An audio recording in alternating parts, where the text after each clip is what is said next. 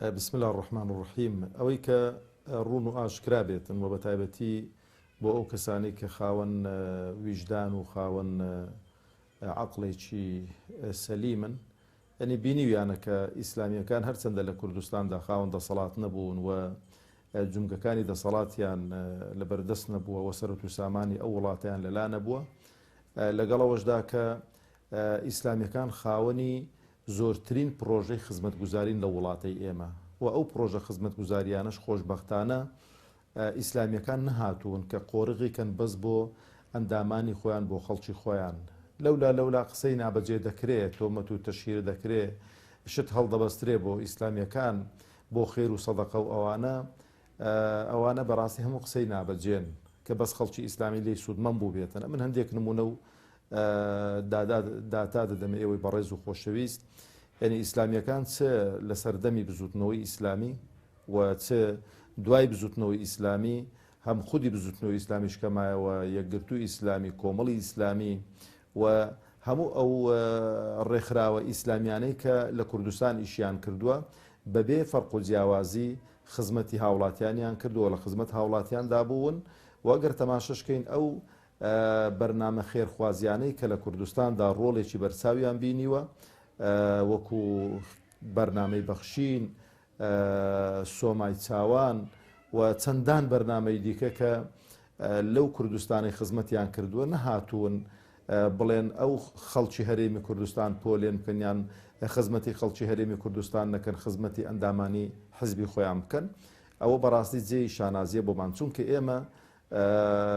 دینەکەمان وامان پێدەفەرمێتن، خوای پەروەردگار وامان پێدەفەرمێتن کە خزمەتی ئێمە خزمەتێکی گشتگیر بێ، ئەگەر بە پارەی بەرچی خۆشمان بێتن و خۆشبەختانەش بەڵێ ئێمە لە دەسەڵات نەبووین، بەڵێ ئێمە سەرەت و سامانی ئەو وڵاتەمان لەبەردەستدانە بووە، بەڵام لەوەی گەورەتر لەبەردەستمان بۆ سیقە و متمانەی دەوڵەمەند و خواپێداوانی ئەو وڵاتە کە گەورەترین سەرمایەیە بۆ ئێمە، گەورەترین سەرمایە بۆ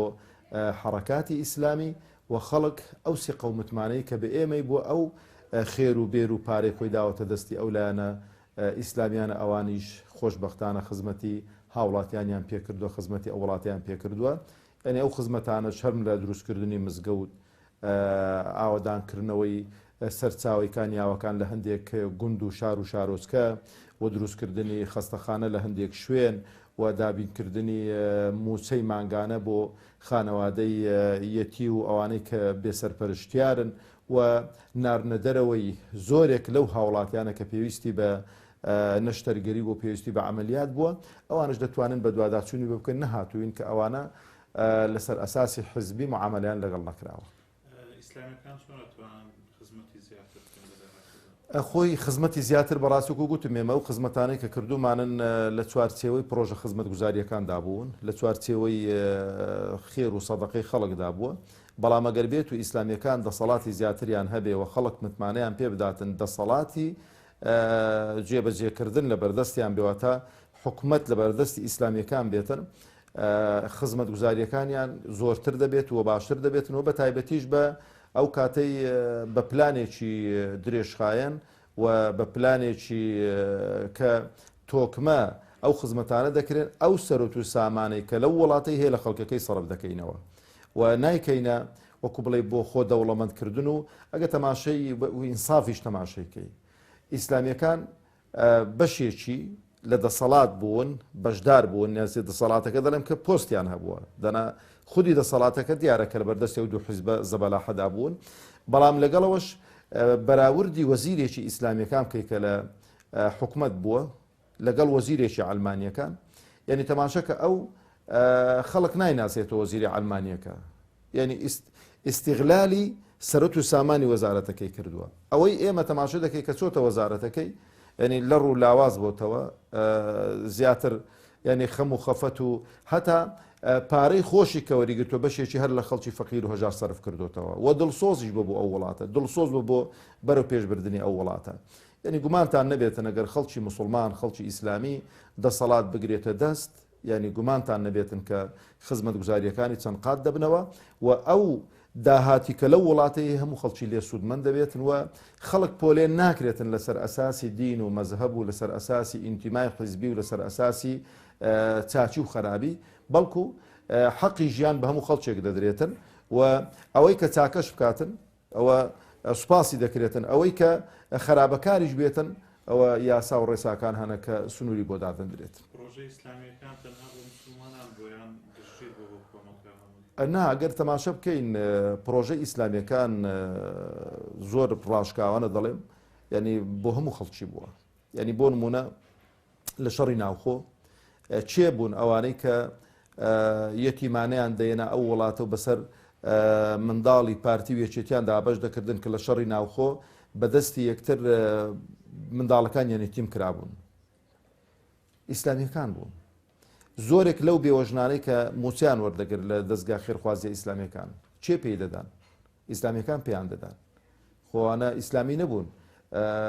بێوەژن و هەتیوی پارتی وێچێتی بوون، هیلایەنەکانی دیکە بوون. خەستەخانەی بەخشینمان کە کردوتەوە بینیوتە هیچ وەکو بڵێ قەتعەیەکی لەسەر نووسرا بڵێ کە بەس بۆ خەڵکی ئیسلامی بێتە ژوورەوە، لەوانەیە کەمترین خەڵک کە لەی سوودمەند بوو بێتن خەڵکی ئیسلامی بوو بێتن. ئەوانەی دیکە مەفتوحە بۆ هەموو لایەکی. یعنی هەموو ئەو پرۆژە خێرخوازیانی مەسەلەن کە لە بەرنامەی بەخشین وەرە تەماشە کە هەر لەو سۆرانەکە مەقسەی تێدا دەکەم. 5-6 خانی تێدا دروستکەڕەوە بزانە ئایلێکی ئیسلامینەوانە. هیچ ئیسلامی تێدا نیە. ینی ئەولەویەت و پێداویستی خەڵکەکە لای ئێمە گرینگە. ئەولەویەتەکە لێرانە بۆ نمونە وەڵا خەڵکی ئیسلامیمانە بۆ زۆر پێداویست بوو، بەڵام ئەوانەی دیکە پێداویستەکەیان زەروریتر بووە. ئەومان و پێش خستوون بڕۆ لە ڕەواندوس، بڕۆ لە دەوروبەری ڕەواندوس لە ناو سۆران، ئەوانەی کە خانوبەریان بۆ کراوەتەوە لەلایەن بەرنامەی بەخشین خەڵکی غەیری ئیسلامین و ئەوانەی کە نێردراونە دەرەوە بۆ نەشتەرگەری، جا ئیوایە کلێ لێ گۆڕدراوە، ئیوایە پارەیەکی زۆری بۆ سەرف کراوە لە سەروی دوو دەفتەرەوە، موچەی مانگانەی بۆ بڕاوەتەوە. چیەنە ئەوانە؟ ئەگە خەڵک بیەوێتم بگاتە ڕاستی و حەقیقەتەوە لە بەرچاویەتی، لەبەرەوە قەت جارێ هەر وەکو گوتم لە ئەخلاقی ئێمە لە پەیامی خوای پەروەردگار کە لێ حاڵی بووین، ئینسان کە خزمەت دەکاتن نابێ فەرق و جیاوازی بکاتن لە ڕووی خزمەتەوە. بەڵێ هەندێک شتێک کە وەستا بۆ نمونە زەکات دەبێ بدرێتە کابرایەکی موسڵمان و کابرایەکی مستەحەق، بەڵام مەسەلەی خێر و سەدەقە و چاکەکردن لەگەڵ هەموو خەڵکی بەدەستواڵایی کابرا موسڵمان بێ و غەیری موسڵمان بێ دەتوانی چاکەی دەگەڵدا بکەی و ئەوەش منهەجی ئێمەیە، ئەوەش پەیڕەومان کردووە و بەردەوامیش دەبین لەسەری. وەڵام من یەک نمونەت بۆ دینمەوە، بزانم کە نەک هەر ڕاستنی هەردروویەکی شاخدارە. ئەمن لە کاتی دەست بەکاربوونی برای بەڕێزم مامۆستا عەبدولستار مەجید کە کراوە زیر چوین پیرۆزبایی چکۆ سەردانی هەموو وەزیرەکانمان کرد، سەردانی ویشمان کرد، لەوەش هەر فەرق و جیاوازیمان نەکرد. خودی کارمەندانی وەزارەتەکەی شتێکی عەجایبیان بۆ جێڕامەوە لەوێن دەرێ، گوتیان ئەو وەزیری پێشەوە کە 2 دکتۆرای هەبوون، ینی مەسەلەکە شەهادە و ئەوە نییە، مەسەلەکە مەنهەجە، مەسەلەکە پەروەردەیە. ئیوا هەبوو دەیگۆ کە مدیری مەکتەبەکەی خۆی دەیگۆ 6 مانگە نەمبینیوە، دەرکێکی تایبەتی هەبوو بەو دەرکەیدا دەڕۆی خۆی پێشانی کەس نەدەدا. ئەو وەزیرەی ئێمەش وەزیرێکی خاچی بوو، نوێژی جەماعەتی بۆ دەکردن، سەردانی نەخۆشەکانی دەکردن، هاوکاری محتاجەکانی دەکرد لەگەڵ، یعنی ئێمە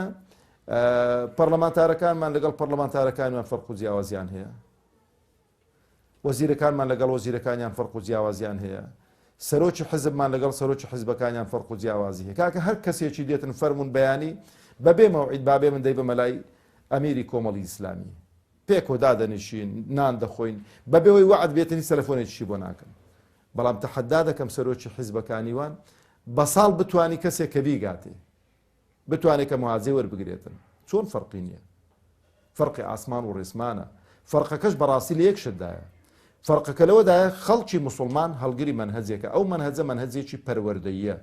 هەر کەسێک ئەویش سبەینێکە ئەو منهەجە هەڵبگرێ وای لێ دێتن. خۆ نەبێ بڵێ ئەمە لە ئاسمان دوو کونی تێبن خەڵکێک لەو کونەی هاتبێتە خوارە و خەڵکێک لەو کونەی هاتبێتە خوارە و فەرقەکە لێرە منهەجەکە منهەجی عەلمانیەت کە خەڵکێک پەیڕەوی دەکات توغیان دروست دەکاتن بۆ چکە باوەڕی بە دوا ڕۆژ نییە باوەڕی بە حەشر و حیساب نیە ئێستا لەوانەیە بڵێن وانە ئەگەر وابایە خۆت بۆ ئامادە دەکرد ئەها پێغەمبەری خوا عەلەیهی سەڵات وسەلام کابرا کە لێی دەپرسێ دەفەرمێ مەتە الساعە دەفەرمێ ماذا أعددت لها کەنجین ڕۆژی دوای چت بۆ ئامادە کردووە ئەگەر کەسێک باوەڕی بە ڕۆژی دوایی هەبێ دەبێ نوێژ بکە دەبێ ڕۆژوو بگرێ دەبێ زەکات بدە دەبێ حەجی ماڵی خوا بکە کەوانە واجبن و دەبێ زوڵم نەکاتن دەبێ دادپەروەر بێ دەبێ خۆی لێ نەگۆڕێ خۆی لێ نەبێتە فیرعون خۆی لێ نەبێتە خوا بۆ ئەو خەڵکە خەڵکەوی بە عەبد و بە بەندە و کۆی لێ تەماشە نەکاتن چۆن فەرقی نییە یعنی لەبەرەوە تەماشە دەکەی ئەمیری کۆمەڵ ئیسلامی دێتە ئەو شارەی نە سێتەڕەکان وچ کابرای گوتی نە شورتە تەوزیع دەکرێ نە سێتەڕەکان سیاران ڕادەگرن نە کارمەندانی ئەو وڵاتە بە زۆرە ملێ کۆ دەکرێنەوە بۆی نەبینا بەرزەکان خەڵکی قەناسە بەسەر دەچێتە سەری بۆی کە دنیا کاول نەبێ مەسوولیوانیش دێتن تەماشە دەکەین وەکو عەمود ئەو عەسکەر و ئەو ئاسایش و ئەو شورتە بەستە زمانان لەبەر ئەو کەشکەتاو دەچەقیندرێن